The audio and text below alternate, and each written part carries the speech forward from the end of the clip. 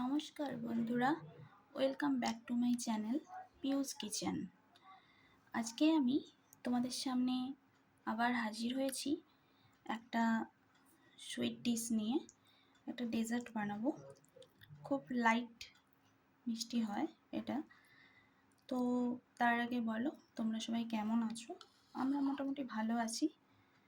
তো চলো সরাসরি আমরা রান্নার দিকে যাই। রান্না বলতে কিছুই নয়, আজকে আমার আগুন এতটুকুও লাগবে না, গ্যাস ট্যাস কোনো কিছুই জ্বালাবো না, এমনি হয়ে যাবে, খুব চটজলদি হয়ে যায় এটা। তো দেখতে থাকো। এর জন্য আমি নিয়ে নিয়েছি এই জল ঝরানো টক দই, একদম জল ঝরানো টক দই নিয়েছি।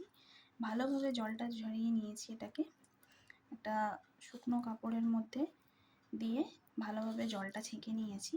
এই দেখো কিরকম একটা ক্রিমি টেক্সচার চলে এসেছে। এবারে এর সঙ্গে আমার লাগছে চিনি, তো লাগছেই, আমি এখানে সুগার ফ্রি ইউজ করছি।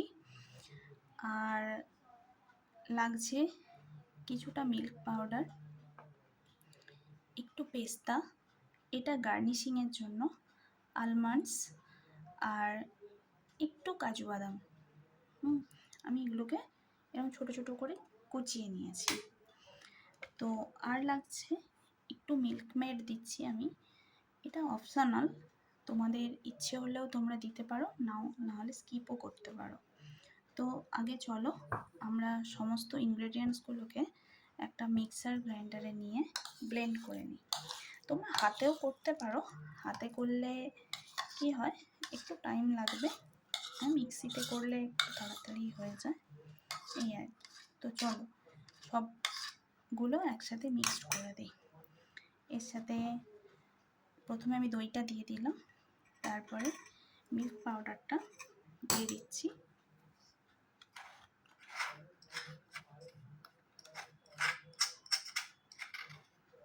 এই দেখো মিল্ক পাউডারটা দিয়ে দিলাম। এবারে এর মধ্যে কিছুটা মিল্ক মেড, সামান্য একটু দেব। এটা তোমাদের ইচ্ছে হলে তোমরা দিতে পারো, নাও দিতে পারো। এই দেখো একদম 1 চামচ মতো। আর কিছুটা সুগার, এই এতটা সুগার ফ্রি দিলাম। আর এই কেশরের, যেটাতে আমি দুধে জাফরান ভিজিয়ে রেখেছিলাম কিছুক্ষণ আগে থেকে, একটু ওয়ার্ম ওয়াটারে, এই ওয়ার্ম মিল্কের মধ্যে আমি একটু জাফরান ভিজিয়ে রেখেছিলাম, তো এটাও আমি দিয়ে দিচ্ছি।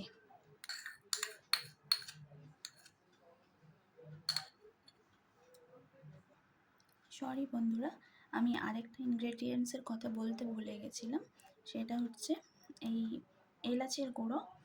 আমার একটুখানি এলাচ গুঁড়ো লাগবে, এটা আমি একটু দিয়ে দিচ্ছি। এবার এটাকে সুন্দরভাবে ব্লেন্ড করে নেব। এই দেখো আমি এটাকে সুন্দরভাবে ব্লেন্ড করে নিয়েছি। টেক্সচারটা একবার দেখো কতটা স্মুথ ক্রিমি টেক্সচার হয়েছে। তো এবার আর কিছুই নয়, একটা বাটিতেও নিয়ে নিয়েছি আমি। তোমরা তোমাদের মানে টেস্ট অনুযায়ী চিনিটা ইউজ করো। এবার আমি এর মধ্যে যে কাজু বাদামগুলো কেটে রেখেছিলাম এটা আমি মিশিয়ে দিচ্ছি। এটা আমি ভালোভাবে মিক্স করে দেবো।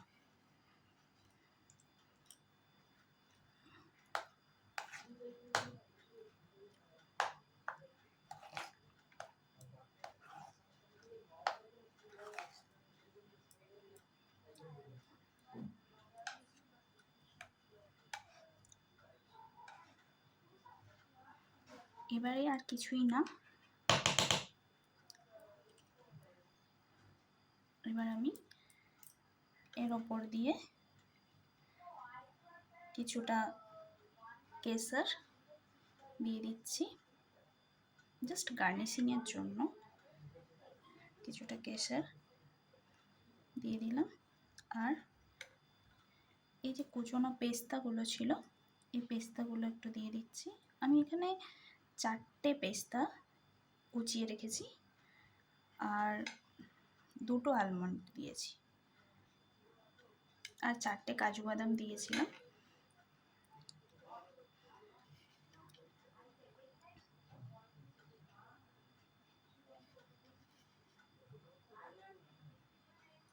তো তৈরি হয়ে গেল আমাদের শ্রীখণ্ড। তোমরা বন্ধুরা একবার অন্তত খেয়ে দেখো এটা কতটা টেস্টি হয়, পারবে না, খেয়ে দেখো তোমাদের খেতে। এর মতো আসি, সবাই ভালো থেকো, আর কমেন্টে খেয়ে কমেন্ট কেমন হয়েছে, আর তো শেয়ার, সাবস্ক্রাইব, লাইক। আজকের মতো আসি, টাটা।